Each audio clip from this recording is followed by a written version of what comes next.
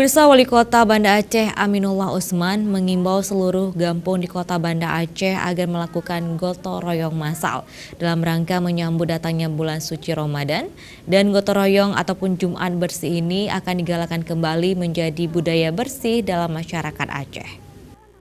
Untuk gotong royong di kampung, kita sebentar lagi akan menghadapi... Menyambut bulan suci Ramadan, pemerintah Kota Banda Aceh mengajak seluruh masyarakat agar melaksanakan gotong royong massal pada Jumat terakhir sebelum datangnya bulan puasa.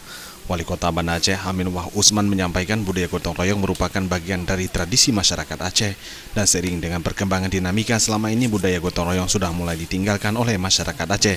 Untuk itu, Aminullah akan menghidupkan kembali budaya gotong royong dalam masyarakat, dimulai di tingkat kecamatan, kemudian di kampung-kampung hingga ke dusun-dusun. Banda Aceh, masyarakat itu besar, kampung itu besar, karena gotong royong itu salah satu kebersamaan itu sangat diperlukan.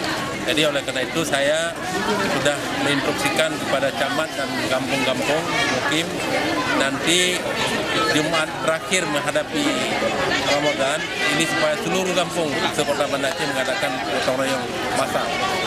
Jadi sehingga kita Banda Aceh bersih, menghadapi puasa kita bersih.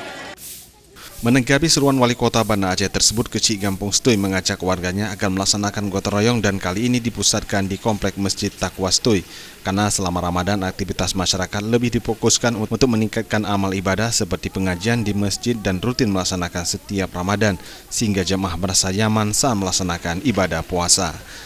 Kami di kantor Kecik, insya Allah setiap Jumat bersih, setiap Jumat rutin, setiap Jumat bersih, walaupun di sekitar masjid. Ini minimal kita budayakan. Memang antusias masyarakat memang saat ini memang agak menurun. Mungkin ke depan kita perketat. Tim Liputan Aceh TV.